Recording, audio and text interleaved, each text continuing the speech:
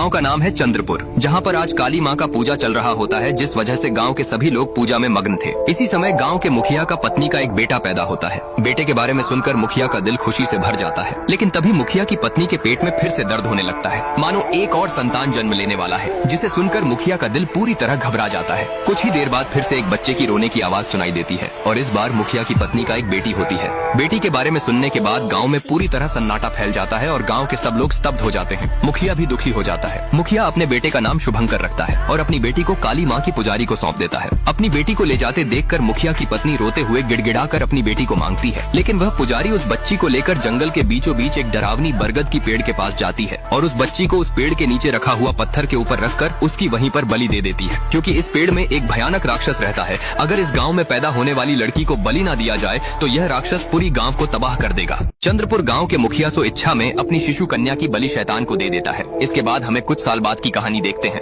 जिसमें अमी सभी स्टूडेंट को रक्त बीज के बारे में बता रही होती है। तभी वहाँ पर शुभंकर आता है। दरअसल अमी शुभंकर का पत्नी होती है और उनका एक बेटी भी होती है जिसका नाम स्वाति होता है। वह अपने गाँव से छुपकर शहर में रह रहे होते हैं। तभी उनकी बेटी स्वाति उन्हें कहती है, माँ, हमारे क्लास टीचर ने कहा है कि सब लोग अपनी गाँव जाकर वहाँ का एक पुरानी कहानी ढूंढ कर लाएंगे और जिसका भी कहानी बेस्ट होगी वह इस साल ड्रामा में यूज होगा। लेकिन शुभंकर और अम्मी उसे गाँव जाने के लिए मना करते हैं और कहते हैं, हम शिमला चलते हैं, वहाँ का नजारा बहुत अच्छा होता है। यह सुनकर स्वाति नाराज हो जाती है। रात को शुभंकर और अम्मी एक दूसरे से बात करते हैं और स्वाति से सब कुछ बताने का फैसला करते हैं। लेकिन तभी शुभंकर को एक फोन आता है और उसे पता चलता है कि उसका पिता अब इस दुनिया में नहीं रहे। यह सुनकर शुभंकर बहुत दुखी हो जाता है और उसी रातों रात अकेले ही अपनी गाँव की तरफ निकल जाता है। सुबह जब स्वाति उठती है वह अपने पिता के बारे में अम्मी से पूछती है, तो अम्मी उसे बताती है कि कल रात तुम्हारे दादाजी गुजर जाने की वजह से तुम्हारे पिता को अर्जेंट जाना पड़ा। यह सुनकर स्वाति और भी गुस्सा हो जाती है, क्योंकि उसे आज तक अपने दादाजी के जिंदा होने के बारे में बताया नहीं गया था।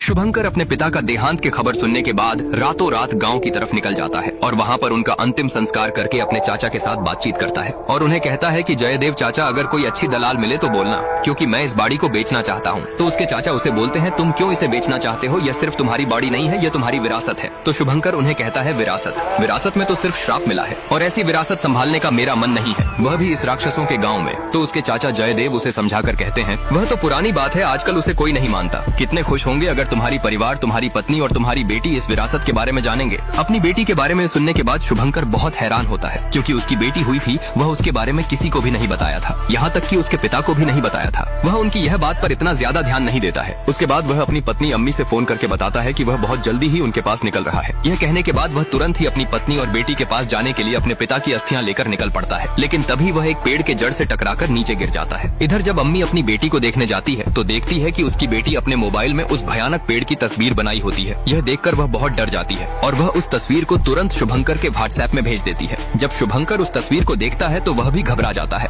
जब शुभंकर अपने घर के तरफ लौट रहा था तभी अम्बी उसे एक तस्वीर भेजती है, जिसे देखकर शुभंकर बहुत डर जाता है। दरअसल शुभंकर की बेटी स्वाति ने इस तस्वीर को बनाया होता है और उस तस्वीर में उसी श्रापित पेड़ की चित्र अंका हुआ था, जिसे देखकर शुभंकर तुरंत अम्बी को फोन करता है। लेकिन वहाँ पर नेटवर्क न होने की वजह से शुभंकर की आवाज अम्बी को सुनाई नहीं दे रहा था, जिसे कुछ ही देर में तुरंत कॉल कट जाता है। शुभंकर उस तस्वीर को देखने के बाद पूरी तरह परेशान में होता है, इसीलिए वह एक सिगरेट निकालकर पीने लगता है। लेकिन तभी उसे अपने शू में एक जड़ लगा हुआ दिखता है। जब वह अपनी मुंह में सिगरेट को रखकर पैर की तरफ हाथ बढ़ाता है तो तभी एक अजीब सा जड़ आकर उसके हाथ को जकड़ लेता है। यह देखकर जब शुभंकर अपने दूसरे हाथ से उसे छुड़ाने की कोशिश करता है तो उसके दूसरे हाथ को भी वह जड़ जकड़ लेता है। वह जड़ धीरे धीरे उसके पूरे शरीर को अपने कब्जे में लेने लगता है और उसके सिर को भी पूरी तरह जकड़ लेता है, जिससे उसके मुंह से सिगरेट नीचे गिर जाता है। सिगरेट नीचे गिरने की वजह से गाड़ी में आग लगने लगता है और उसी आग में जलकर शुभंकर की मौत हो जाता है। जब अम्बी शुभंकर की मौत की खबर पाती है तो वह पूरी तरह टूट जाती है, मानो उसकी जीवन की सभी खुशियां छीन ली गई हों। जब शुभंकर की क्रियाकर्म चल रहा होता है तभी वहाँ पर उनके गाँव की सरपंच जयदेव वहाँ पर आता है और वह अम्बी को हौसला देकर कहता है कि तुम दुखी मत हो, हम तुम्हारे साथ हैं और पूरा चंदनपुर गाँव तुम्हारे साथ है। यह कहकर वह वहाँ से चला जाता है। अपने पति और पिता को खोने के बाद अम्बी और स्वाति पूरी तरह टूट चुके थे। एक दिन अम्बी को शुभंकर का सपना आता है, जिसमें शुभंकर उसे मदद के लिए पुकार रहा होता है। यह देखकर अम्बी का डर के मारे आंख खुल जाती है।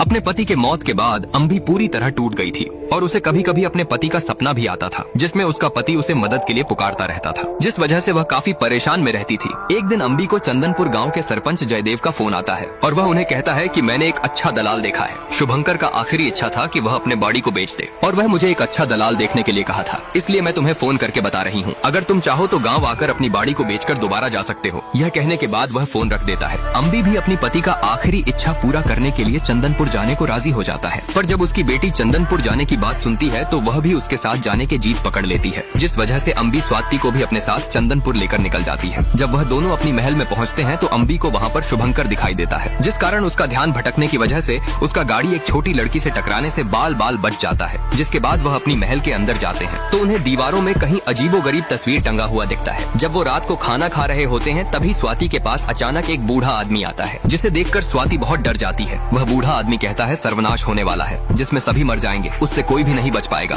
तभी वहाँ पर उस बूढ़े आदमी का बेटा आकर उसे वहाँ से ले जाता है। जब रात को अम्बी और स्वाति सोने जाते हैं तो अम्बी स्वाति को कहीं पर भी अकेले जाने को मना करती है, जिसके बाद वह दोनों सो जाते हैं। देर रात होते ही अचानक स्वाति के फोन में उस श्रापित पेड़ की तस्वीर अपने आप बनने लगता है और तभी खिड़की से दो अजीब औरत आकर स्वाति और अम्बी को घूरने लगते हैं। जब स्वाति रात को सोई होती है तो देर रात होते ही अचानक उसके मोबाइल में उस श्रापित पेड़ की तस्वीर अपने आप ही बनने लगता है और तभी खिड़की से दो अजीब औरत आकर उसे घूरने लगते हैं। जब सुबह होता है तो अम्बी से वह दलाल मिलने आता है, लेकिन वह उस बाड़ी को लेने से मना कर देता है और कहता है कि गांव वाले कहते हैं कि उस बाड़ी में वह श्रापित पेड़ है। उस गांव का सरपंच उसे काफी समझाते हैं, लेकिन वह उनके बात पर राजी होने के लिए बिल्कुल भी तैयार नहीं होता है। इधर स्वाति दीपिका को उस श्रापित पेड़ के पास जाने के लिए बोलती है, लेकिन दीपिका उसे मना करती है, पर बार बार बोलने की वजह से दीपिका उसे खंडहर के पास लेकर जाती है। वह खुद बाहर रुकती है, जिसके बाद स्वाति उस पेड़ की तरफ जाने लगती है। लेकिन जैसे ही स्वाति उस श्रापित पेड़ के पास जाने वाली थी तभी उसका माँ आकर उसे रोक देती है और उसे वहाँ से ले जाने लगती है। लेकिन वहाँ से जाते समय अम्बी को वह जगह बहुत अजीब लगता है और तभी उसके पीछे अचानक एक औरत खड़ी हो जाती है, पर वह उसे देखने से पहले ही वह वहाँ से गायब हो जाती है, जिसे वह इतना ध्यान न देकर वहाँ से चली जाती है। जब दीपिका की माँ उसे डांट कर वहाँ से ले जाने लगती है तो उसकी बेटी उसे कहती है कि माँ मेरी पेट में बहुत दर्द हो रहा है। तो तभी अम्बी उसे कहती है कि मुबारक हो, तुम्हारी बेटी बड़ी हो गई है। यह सुनते ही दीपिका की माँ घबरा